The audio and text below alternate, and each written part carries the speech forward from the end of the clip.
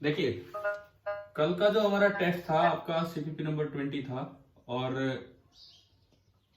एक तो आप पूछ रहे हैं क्वेश्चन नंबर थर्ड में कुछ पोजीशन टाइम ग्राफ दिया गया था, एक्स टी ग्राफ। शुरुआत यहां से हो रही थी और खत्म थोड़ा ऊपर हो रहा था, और इस दौरान वो कई बार यूं ऊपर नीचे इस तरह से जा रहा था। तो पहली बात, एक्स टी ग्राफ की स्लोप आपको देती है वेलोसिटी। तो जब भी ऐसा पॉइंट आया या ऐसा पॉइंट आया तो वहां वेलोसिटी 0 हुई है। तो आप अगर अपने ग्राफ में काउंट करोगे तो ऐसे 1 2 3 4 और उसमें एक और था, कहीं भी 5 पॉइंट आपको ऐसे मिलेंगे, या पता नहीं 4, जो भी था वो आखिरी ऑप्शन में यही लिखा था कि कितने टाइम्स वो रेस्ट पे आया, तो कितनी बार इसकी स्लोप 0 हो रही है उतनी बार वो रेस्ट पे आया। बताओ, ये वाला हो गया क्लियर ये सवाल? Yes sir. अब मुझे फिफ्थ याद दिलाओ, फिफ्थ क्या था? सर वो पाई वाले ऑप्शन थे सर। अच्छा ठीक है। फिफ्थ में ये था कि ये एक इंक्लाइंड प्लेन है, इसमें ये एंगल था अल्फा था ना शायद, एंगल ऑफ इंक्लिनेशन, और आपको किसी बीटा एंगल से प्रोजेक्ट करना है, इसके साथ बीटा एंगल लेके इस तरह प्रोजेक्ट करना है कि ये जो रेंज आए ये मैक्सिमम आए। तो हमने जब 2D मोशन पढ़ा, प्रोजेक्टाइल मोशन, तो उसमें आपको बताया था कि अगर रेंज को मैक्सिमम करना है तो क्या ये बात बताई थी कि प्लेन और वर्टिकल के बीच के एंगल को बाइसेक्ट करते हुए फेंकिए। बताओ, अगर रेंज को मैक्सिमम करना है, आप यहां से रेंज को मैक्सिमम करना चाहते हैं, तो आप क्या कीजिए, एक तो प्लेन की लाइन बनाओ, ये तो प्लेन की सरफेस है, प्लेन की लाइन है, और एक वर्टिकल लाइन बनाओ, ये वर्टिकल लाइन है। इनको बाइसेक्ट करते हुए फेंकेंगे तो रेंज मैक्सिमम होगी। अब देखो, ये एंगल अल्फा, तो ये 90 माइनस अल्फा, रेडियन में लिखें तो π/2 माइनस अल्फा। अब अगर आर मैक्सिमम चाहते हो तो बीटा होना चाहिए हाफ ऑफ π/2 माइनस अल्फा। तो यही कुछ उसमें ऑप्शन होगा, beta is equal to π/4 minus अल्फा/2, शायद आखिरी ऑप्शन उसमें ऐसा दिया था। हाँ भाई बताओ, ये सवाल क्लियर हुआ सभी को? सर ये बीटा वाला क्या कर दिया आपने? क्या दोबारा बोले, एक मिनट। बीटा इक्वल्स टू 1/2 ये कैसे लिख दिया सर? क्या हमने ये पढ़ा नहीं था कि रेंज मैक्सिमम कब करते हैं? Yes sir. बताया था मैंने आपको कि कभी भी रेंज मैक्सिमम करनी हो, जैसे ग्राउंड हो, सामने ग्राउंड हो, तो बोला जाता है 45 डिग्री पे फेंकिए तो रेंज मैक्सिमम होती है। पढ़ाया था ना ये? 45 डिग्री का क्या मतलब था? प्लेन वो सीधा है, वर्टिकल वो ऊपर है, उनके बीच का एंगल 90 डिग्री, तो उसे बाइसेक्ट करते हुए फेंकिए। ऐसे ही किसी इंक्लाइंड प्लेन पे रेंज मैक्सिमम करनी हो तो प्लेन और वर्टिकल के बीच के एंगल को बाइसेक्ट करते हुए फेंकेंगे तो रेंज मैक्सिमम होगी। इसका प्रूफ हम +1 में कर रहे होंगे विद एक्सप्रेशंस। अभी वो सब इतना एक्सप्रेशन पे नहीं जाना है, अभी ये रिजल्ट याद कर लेने हमें जो बताए गए थे आपको। चलो और बोलो, और किसी में डाउट हो तो उस पेपर में।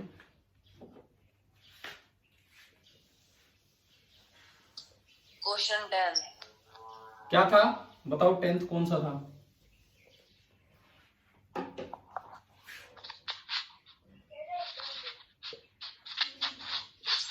वाला फोर्थ पार्ट। अरे चुप रहो यार बीच में, आप दोबारा बोलो कौन सा था 10th? Fourth particle. अच्छा, स्क्वायर वाला।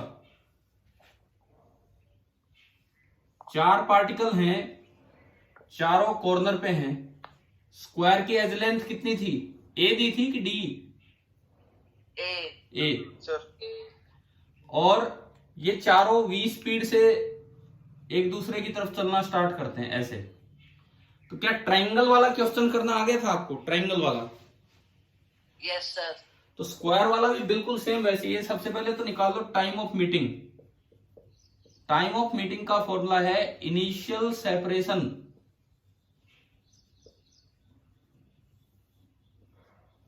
Upon velocity of approach. Initial separation upon velocity of approach. अब वेलोसिटी ऑफ अप्रोच के लिए इस लाइन के अलोंग दोनों के कंपोनेंट करने थे। अगर ये ट्रायंगल होती तो ये v इधर होता, उसका v को 60 आया था। फिलहाल ये जो है ये तो पूरा v आगे है, परंतु ये 90 डिग्री होने से इसका कोई कंपोनेंट इधर नहीं आएगा, तो इनिशियल सेपरेशन तो है a और velocity of approach only v बची, क्योंकि इसका तो कोई कंपोनेंट नहीं इधर आ रहा है ना उधर आ रहा है, तो इस लाइन के अलोंग केवल ये पीछे वाले की वेलोसिटी है। तो टाइम ऑफ मीटिंग तो हो गया a बाई वी। अब पूछा था कि मिलने तक डिस्टेंस कितना चला होगा, तो जो डिस्टेंस ट्रेवल्ड होता है, जब भी कोई चीज कांस्टेंट स्पीड से चलती है तो डिस्टेंस ट्रेवल होती है स्पीड इनटू टाइम टेकन, तो a by v into v, तो ये a आ गया। तो ये लाइन से 2 सवाल आपसे ये पूछे गए थे। हमें बताओ हो गए क्लियर? Yes, sir. अगर ये ट्राइंगल वाला होता तो अगर ये ट्राइंगल वाला होता तो यहाँ नीचे था 3v/2, उसमें v/2 इधर आके ऐड हुआ था, तो टाइम ऑफ मीटिंग आ गया था 2a/3v, और उसमें भी अगर डिस्टेंस पूछा जाता तो v into T, v into time of meeting 2a/3v, और वहां पे डिस्टेंस आ जाता 2a/3, इस तरह से। तो स्क्वायर हो, ट्राइंगल हो, हेक्सागन हो, कोई हो, ये सवाल ऐसे हो जाया करेंगे। हाँ भाई बताओ, और कोई पार्ट इसमें जस्ट मतलब पेपर में?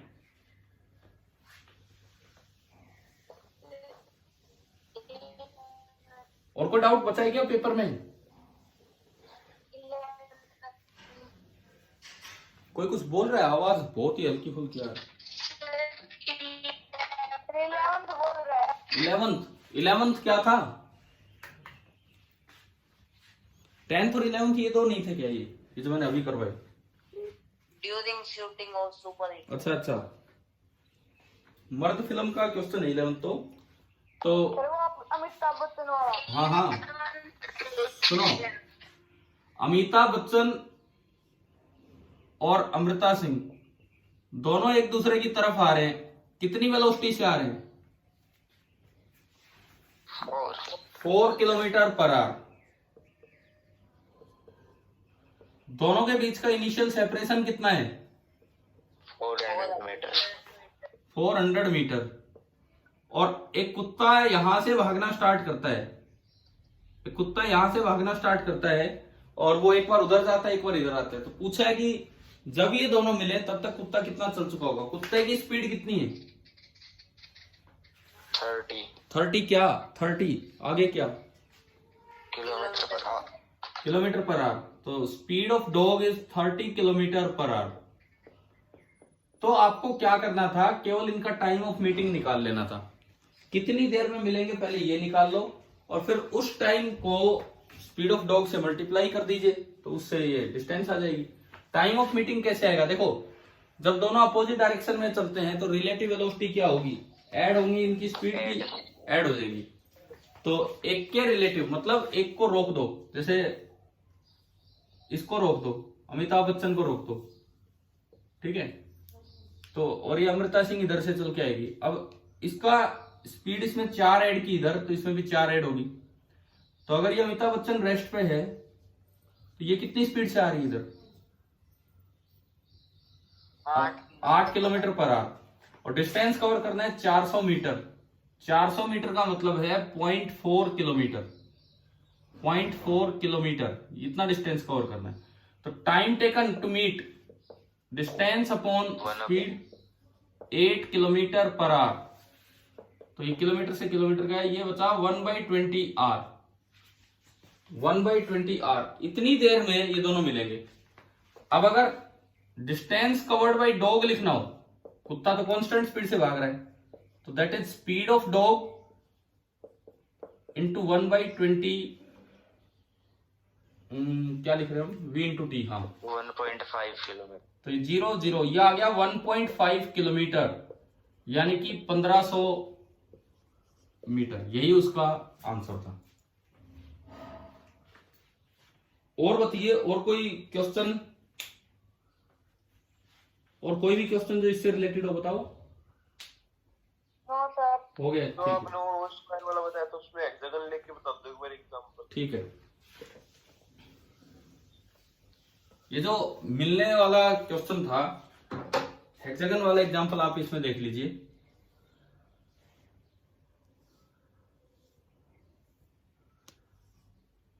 ये 6 पार्टिकल हैं।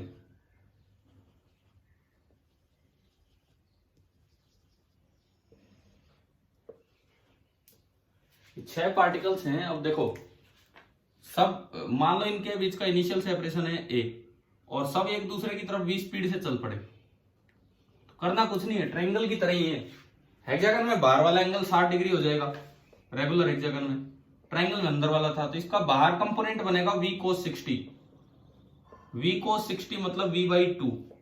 तो अब अगर आप वेलोसिटी ऑफ अप्रोच लिखेंगे, वेलोसिटी ऑफ अप्रोच अब अगर आप लिखेंगे तो वो बनेगा v माइनस v/2। पिछली बार ट्रायंगल में ये दोनों एक दूसरे की तरफ थे तो v प्लस v/2 बना था, यहां बनेगा v माइनस v/2, यानी कि ये सिंपली v/2। अब टाइम ऑफ मीटिंग आ गया इनिशियल सेपरेशन अपॉन v/2, तो 2a/v एंड डिस्टेंस कवर्ड हो जाएगा स्पीड इंटू टाइम, तो v इंटू 2a/v। तो यानी कि एक पार्टिकल सेंटर पे जब आके मिलेगा तब तक 2a डिस्टेंस कवर कर चुका होगा। अभी बताओ क्या ये आया कि नहीं आया समझ में, हेक्सागन वाला भी? ठीक है, इन जनरल कोई भी आ जाए इस तरह का। इरेगुलर हो तो इरेगुलर में ये हम निकाल ही नहीं पाएंगे, बिकॉज इरेगुलर में सारे एक साथ नहीं मिलेंगे। ये मीटिंग कब होगी, सेंटर पे जाके मीटिंग कब होगी, जब ये रेगुलर हेक्सागन हो, क्योंकि इरेगुलर अगर हुआ तो वो ना तो शेप मेंटेन कर पाएंगे और मिलेंगे भी या नहीं मिलेंगे कोई श्योर नहीं है, पता नहीं कौन कहीं पहुंचेगा कौन कहीं पहुंचेगा, इस तरह का काम हो जाएगा उसमें। अगर आप साइमल्टेनियस मीटिंग चाहते हैं तो इसको रेगुलर करना पड़ेगा, ठीक है।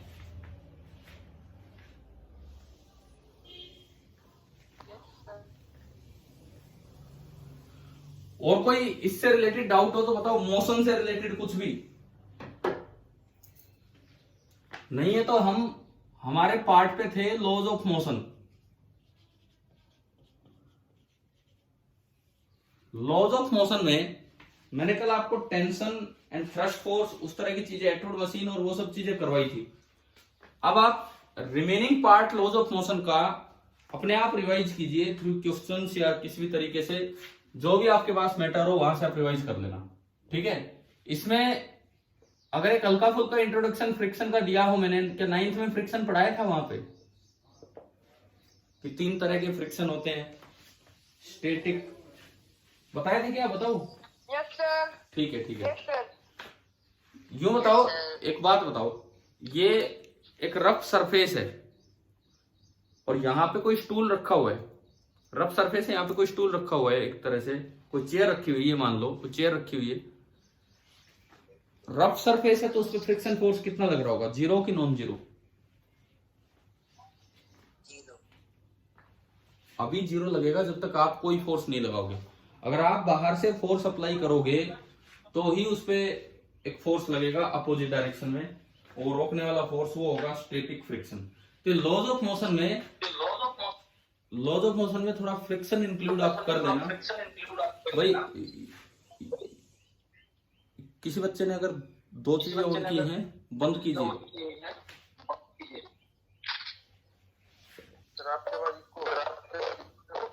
क्या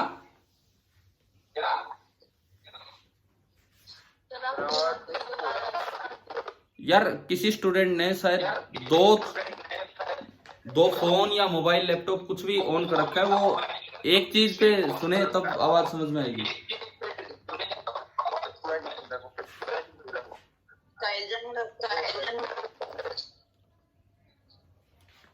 हाँ जी, अब ठीक है क्या?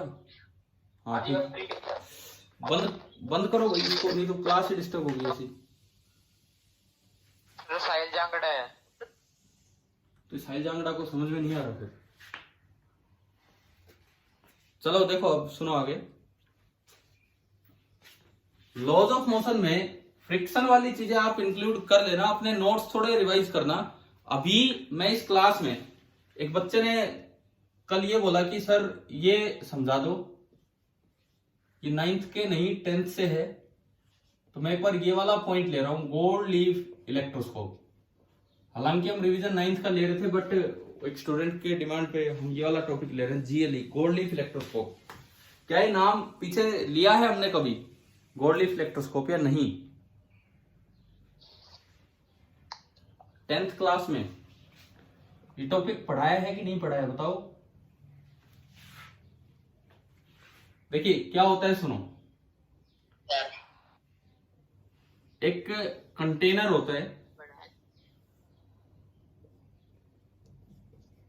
Yes, sir. ये कंटेनर है, इसके अंदर यहां पे गोल्ड की दो लीव्स जो एक्सपेंड भी कर सकती है और मिल भी सकती है, मतलब बाहर डाइवर्ज भी हो सकती है, कन्वर्ट भी, इस तरह से है। सर 9th में करवा रखा है। 9th में तो नहीं करवाया होगा। 8th में भी 8th में करवाया था। हाँ 9th में तो आता ही नहीं है टॉपिक, 8th में आ गया होगा। तो अभी देख लो, क्योंकि ये चार्ज से रिलेटेड है। देख लीजिए, छोटा सा पार्ट है। सपोज ये ऊपर एक डिस्क है, इसका काम क्या होता है गोल्ड लीफ इलेक्ट्रोस्कोप का, कि आपको ये पता करना कि आप कोई ऑब्जेक्ट लेके आए हैं, उस पे चार्ज है कि नहीं है। गोल्ड लीफ इलेक्ट्रोस्कोप का ये काम है, इस इलेक्ट्रोस्कोप का, कि जो आप ऑब्जेक्ट लेके आए, इस डिस्क के पास आप जो ऑब्जेक्ट लेके आए उसमें चार्ज है कि नहीं, ये हमें देखना है। तो अगर ये न्यूट्रल है तो इसके लाने से इस पे कोई फर्क नहीं पड़ेगा, मतलब लीव जैसी थी वैसी पड़ी रहेगी, तो मतलब ये न्यूट्रल है। अगर इस पे चार्ज है, चाहे पॉजिटिव हो चाहे नेगेटिव हो, अगर इस पे चार्ज है चाहे पॉजिटिव हो या नेगेटिव हो, तो जैसा इस पे चार्ज है अपोजिट चार्ज यहां इंड्यूस होगा, जैसा इस पे चार्ज है अपोजिट चार्ज यहां इंड्यूस होगा। और ये पूरा न्यूट्रल था, तो अगर इधर नेगेटिव आ गया तो इधर कैसा आ जाएगा, पॉजिटिव। उधर नेगेटिव आया तो इधर पॉजिटिव, और पॉजिटिव पॉजिटिव एक दूसरे को रिपेल करेंगे। तो यानी कि अगर वो ऑब्जेक्ट पास लाने पे यहां कुछ नहीं हुआ तो ऑब्जेक्ट न्यूट्रल था, अनचार्ज था। अगर वो ऑब्जेक्ट पास लाने पे लीव्स खुल गई हैं बाहर की तरफ, तो इसका मतलब उस पर चार्ज है। ज्यादा खुलेंगी तो उस बॉडी पे ज्यादा चार्ज है, कम खुलेंगी तो उस बॉडी पे कम चार्ज है। ये सिंपल आपका होता है गोल्ड लीफ इलेक्ट्रोस्कोप। पहले बताओ यही पढ़ा था क्या 8th में? सर इससे नेगेटिव और पॉजिटिव नहीं पता चलेगा। अभी चल रहे हैं उस चीज पे। पहले बताओ, इस तरह की चीज पढ़ी थी आपने 8th क्लास में? Yes sir. ठीक है, और चार्ज भी हो जाता था। सुनो, इससे ये जो अभी जो आपने लिया अनचार्ज जीएलई लिया है, अभी जो आपने जीएलई लिया वो अनचार्ज लिया है, तो इससे यूं नहीं पता लगता कि सामने वाली बॉडी पे पॉजिटिव चार्ज है कि नेगेटिव। बस ये तो इतना पता लगा है कि सामने वाली बॉडी पे चार्ज है। अब कैसा चार्ज है उसके लिए आप चार्ज जीएलई ले लीजिए, कैसा चार्ज है उसके लिए आप पहले से ही चार्ज जीएलई लीजिए। अब मैं इसको बाद में लाऊंगा।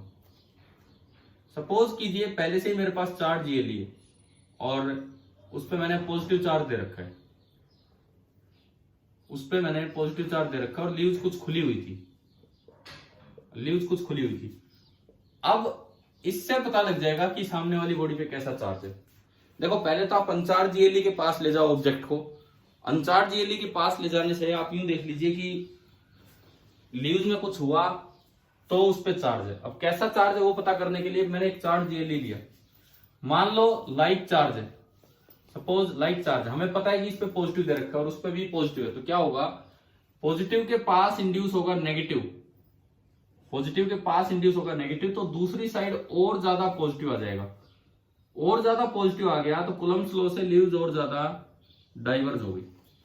तो अब देखो कैसे हम पता कर रहे हैं। सबसे पहले आपने लिया अनचार्ज जीएलई, अनचार्ज गोल्ड लीफ इलेक्ट्रोस्कोप। पहली बात, नो इफेक्ट ऑन लीव्स। अगर लीव्स पे कोई इफेक्ट ही नहीं हुआ तो इसका मतलब है कि ऑब्जेक्ट जो आप लेके आए थे दैट इज अनचार्ज, वो भी अनचार्ज है। दूसरी बात, लीव्स डाइवर्ज। अगर लीव्स कुछ खुल गई हैं, अगर वो पत्तियां कुछ खुल गई है तो इसका मतलब ऑब्जेक्ट इज चार्ज। अब उसके बाद देखिए क्या होगा। ऑब्जेक्ट चार्ज है तो मैंने पहले से एक चार्ज ये ले लिया, मान लो मैंने पॉजिटिव चार्ज लिया और वो लीव्स कुछ खुली हुई थी पहले से चार्ज ये में, और ऑब्जेक्ट पास लाने पे लीव्स और खुल गई, लीव्स और खुली, तो इसका मतलब आप पॉजिटिव के पास पॉजिटिव ही लेके आए हो, तो इसका मतलब लाइक चार्ज है, जैसा इस पे है वैसा ही इस पे है। अब हम क्या कर रहे हैं, इस ऑब्जेक्ट को एक चार्ज जीएलई के पास लेके गए, इस ऑब्जेक्ट को एक चार्ज जीएलई के पास लेके गए। अगर लीव्स फर्दर डाइवर्ज, अगर लीव्स और ज्यादा डाइवर्ज हो जाएं, पहले खुली होंगी क्योंकि चार्ज जीएलई और भी डाइवर्ज हो गए, इसका मतलब लाइक चार्ज है। लाइक चार्ज का मतलब है कि जैसा जीएलई पे चार्ज था, अगर पॉजिटिव था तो उस पे भी पॉजिटिव ही होगा, ये मतलब है। दोबारा देखो ऐसा क्यों हुआ। मान लो इस पे आपने पॉजिटिव दे रखा है, लीव्स कुछ खुली है और आप पॉजिटिव ही पास लाए, तो पॉजिटिव की वजह से नेगेटिव इंड्यूस होगा और दूसरी साइड पॉजिटिव इंड्यूस हो जाएगा। तो पॉजिटिव बढ़ गया तो उससे लीव्स और ज्यादा खुल जाएंगी, लीव्स और ज्यादा खुलेंगी, तो इसलिए ये डाइवर्जेंस हमें और भी दिखेगा। अब दूसरा केस देखो, मान लो लीव्स कन्वर्ज हो जाती है, लीव्स कुछ खुली हुई थी लेकिन अब कुछ कन्वर्ज कर गई। ऐसा तब होगा जब आप अपोजिट चार्ज लेके आओगे। अगर आप नेगेटिव लेके आए तो यहां पॉजिटिव इंड्यूस होगा, परंतु दूसरी साइड नेगेटिव इंड्यूस होगा, तो चार्ज में कुछ कमी आई, और चार्ज में कुछ कमी आई तो लीव्स थोड़ा पास आ जाएंगी, क्योंकि पहले से पॉजिटिव था और अब कुछ नेगेटिव है। तो इस केस में वहां पे कैसा चार्ज है, अनलाइक चार्जेस। हाँ भाई बताओ, क्या ये यहां तक समझ में आया कि नहीं आया? इसमें गोल्ड की यूज करते हैं और इस पे मैं आता हूँ, अभी आता हूँ। पहले आप ये बताओ, यहाँ पे यहाँ तक ये समझ में आया कि नहीं आया? हाँ जी, एक बार ये बताओ, क्या ये यहाँ तक क्लियर हो गया है कि नहीं, कि लीव्स कैसे पता करें कि ऑब्जेक्ट चार्ज है, और चार्ज है तो फिर कैसा चार्ज है? क्या इतना क्लियर है यहाँ तक? बोलो एक बार, या इसमें कोई डाउट है? Yes sir. ठीक है, अभी मैं इसमें एक और सवाल आपसे पूछता हूं कि मान लो क्वेश्चन आ जाए कि पहले से चार्ज जीएलई है,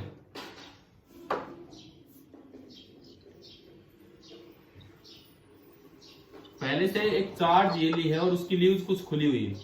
ये disc of the GLE gold leaf electroscope है।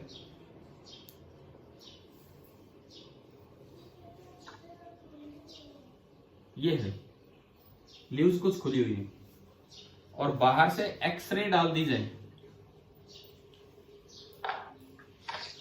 तो अब बताओ लीव्स पे क्या फर्क पड़ेगा? लीव्स और ज्यादा खुलेंगी कि लीव्स कम हो जाएंगी, मतलब पास आ जाएंगी? क्वेश्चन आ गया समझ में क्या पूछा मैंने? एक चार्ज जीएलई था, लीव्स कुछ खुली हुई थी और मैंने बाहर से एक्सरे डाल दी, तो अब जीएलई और ज्यादा खुलेगा या पास आ जाएगा? जीएलई पे कौन सा चार्ज था सर? मान लो पॉजिटिव चार्ज था, पास आएगी सर। नहीं सुनो, अगर पॉजिटिव चार्ज था और आपने एक्सरे डाली, एक्सरे का काम होता है मेटल से इलेक्ट्रॉन निकालना, एक्सरे का काम होता है मेटल से इलेक्ट्रॉन निकालना, तो इलेक्ट्रॉन निकलेंगे तो इस पे और भी ज्यादा क्या आ जाएगा? पॉजिटिव, और भी ज्यादा पॉजिटिव आएगा, तो लीव्स विल फर्दर डाइवर्ज। आया क्या समझ में क्या हो रहा है? ठीक है, दूसरी बात, अगर पहले से नेगेटिव चार्ज होता, अगर पहले से नेगेटिव चार्ज होता तो अब क्या होता? बताओ, एक्सरे यहां आने पे लीव्स पे,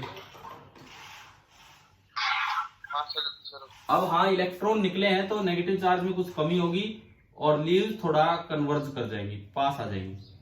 तो ये वाला सवाल आ गया क्या समझ में, एक्सरे वाला?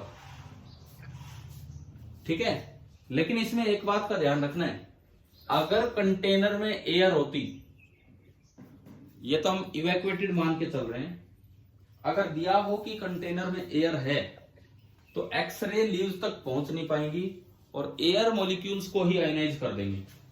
अगर बीच में इसमें कंटेनर में एयर भरी है तो एक्सरे लीव्स तक नहीं पहुंच पाएंगी, ये केवल एयर मॉलिक्यूल्स को आयनाइज कर देंगी एक्सरे, और उससे क्या होगा? देखिए यहां कोई एयर मॉलिक्यूल है, उसको आयनाइज किया तो उसके इलेक्ट्रॉन अलग सेपरेट हो गए और पॉजिटिव आयंस अलग बनी। आयनाइज होने का मतलब है कि भाई इलेक्ट्रॉन निकल के और पॉजिटिव आयंस अलग बनी।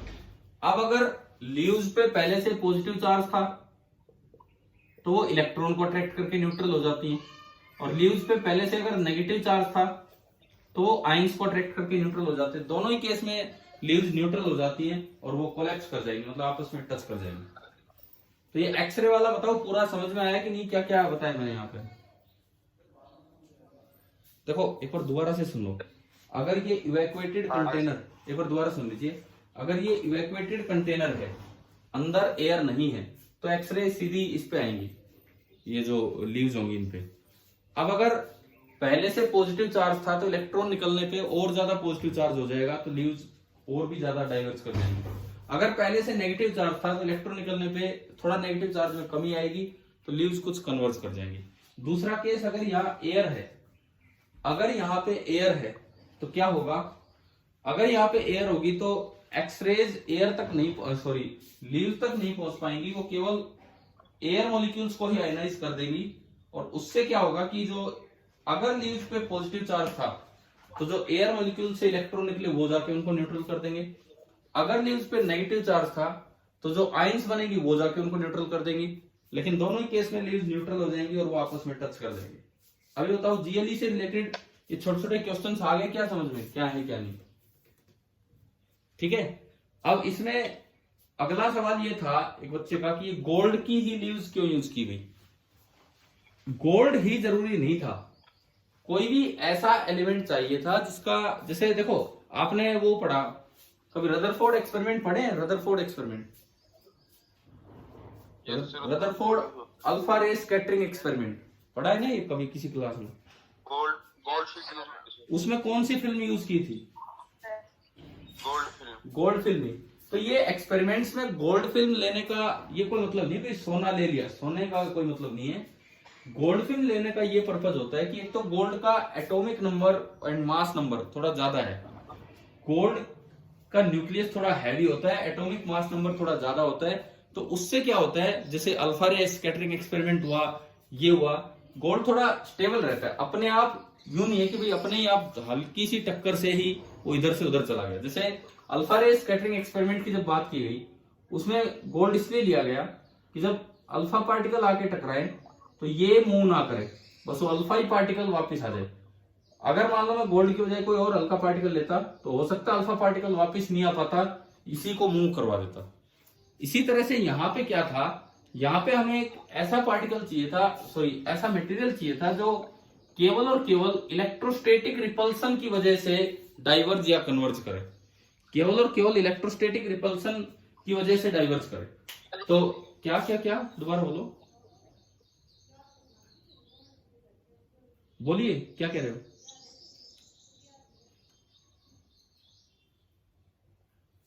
अरे कुछ कुछ बोल रहे हो क्या? अच्छा सुनो, मुझे नहीं सुन रहा आप क्या बोल रहे हो क्या नहीं। गोल्ड एक ऐसा सुटेबल मटेरियल रहता है इन एक्सपेरिमेंट्स के लिए। पहला कारण उसका मास नंबर थोड़ा हैवी होता है, दूसरा कारण यह है कि ये एक मेलिएबल मटेरियल है, तो आप इसकी लीव्स बना सकते हो, बहुत ही थिन लीव्स आप गोल्ड की बना सकते हैं, बहुत ही पतली लीव्स आप गोल्ड की बना सकते हैं। हर मेटल के साथ या हर मटेरियल के साथ ऐसा पॉसिबल नहीं है। जब ये अल्फा स्कैटरिंग एक्सपेरिमेंट किया गया तो गोल्ड की बहुत थिन फिल्म ली थी, नियरली 10⁻⁸ मीटर उसकी थिकनेस थी, नियरली 10⁻⁸ मीटर उसकी थिकनेस थी। अब ऐसी पतली फिल्म ले, क्या 0.2 millimetre sir. 0.2 millimetre? Yes sir. ये क्या थी, उस गोल्ड फिल्म की थिकनेस बता रहे हो क्या आप? Yes sir. ये कहां से पढ़ा कि बिल्कुल एग्जैक्ट ये थिकनेस थी 0.2 मिलीमीटर? इससे भी कम थी ना, ना इससे भी कम थी, जो मैंने जो पढ़ा है कभी कि इससे भी कम थिकनेस थी। मतलब वो इतनी थिकनेस उन्होंने ली थी कि केवल और केवल 2-3 एटॉमिक लेयर ही बन पाई थी। अब एक एटॉमिक लेयर का साइज होता है 10⁻⁻10 मीटर, तो 2-3 तो नहीं, ऑलमोस्ट 100 के करीब एटॉमिक लेयर बन गई होंगी, परंतु ये 0.2 मिलीमीटर थोड़ा ज्यादा हो जाता है। उन्होंने तो और भी पतली लेयर वहां पे ली थी। चलो कोई नहीं, इस डाटा को याद रखने की जरूरत नहीं है। अब दोबारा सुनो, गोल्ड लीफ इलेक्ट्रोस्कोप में गोल्डन लीव्स लेने का पर्पज ये है, एक तो इनकी बहुत पतली लीव्स बनाना पॉसिबल है। बहुत पतली लीव्स होंगी तो एटॉमिक मास ज्यादा होगा, लेकिन पतली लीव्स होने से वैसे मास जो होगा बॉडी का वो कम होगा, और मास कम होने से इलेक्ट्रोस्टैटिक रिपल्सन से वो डाइवर्ज हो पाएंगी, और वो डाइवर्जेंस हम देख पाएंगे, हम ऑब्जर्व कर पाएंगे कि डाइवर्ज की है कि नहीं की। अगर वैसे आप पतली लीव्स नहीं बना पाते तो ये रिपेल ही नहीं कर पाती, इतना रिपेल ही नहीं कर पाती, क्योंकि वेट को भी तो ओवरकम करना है, नहीं तो वेट क्या करेगा, वेट इनको वापस दोबारा से मिलाने की कोशिश करेगा, इस तरह का था। ठीक है, चले आगे बढ़े। अब जीएलई के बाद यस सर। देखो टाइम आपका होने वाला है, अभी 5 मिनट पहले शायद मैसेज आ गया था। तो अभी आज की क्लास में हमने मेनली तो एक तो आपके पेपर के डाउट्स लिए और एक ये जीएलई वाला पार्ट आपका लिया है अभी। अब देखो आप एक चीज रिवाइज करके रखिए, laws of motion complete revise करके रखें, लॉज ऑफ मोशन अपना कंप्लीट रिवाइज करके रखें, क्योंकि आपका जो अगला टेस्ट है, जैसे अभी आपने मोशन पे दिया, अगला टेस्ट इस पे होना है laws of motion and friction. ठीक है, laws of motion and friction, और आप इसके साथ ये भी इंक्लूड कर लो क्योंकि इतना टाइम नहीं है, वर्क एंड एनर्जी। आज नहीं कल होगा, आज तो +1 का है, कल आपका टेस्ट होगा laws of motion, friction and work power energy. कल सुबह की क्लास एक तरह से डाउट क्लास टाइप लगा लो, क्योंकि इतना भी टाइम नहीं बचा अभी रिवीजन का। आप अपने डाउट्स भेजिए, या कॉन्सेप्ट्स में डाउट है या क्वेश्चंस में डाउट है, फिर हम क्लास में उन चीजों को ओवरऑल डिस्कस करेंगे, जैसे आज जीएलई डिस्कस हुआ है ऐसे। ठीक है भाई, क्लियर है? आज अपने घर पे ये चीजें रिवाइज करो वर्क एनर्जी तक, ताकि कल आप इस पे टेस्ट दे सके। Laws of motion and work and energy, इन 2 चैप्टर्स पे आपका कल एक टेस्ट हो जाएगा। ठीक है, और कोई डाउट हो आप कभी भी भेज दिया करो, दिन में वैसे टाइम मिलेगा तो मैं आपको वैसे रिप्लाई दूंगा, नहीं तो क्लास में। चलिए, थैंक यू।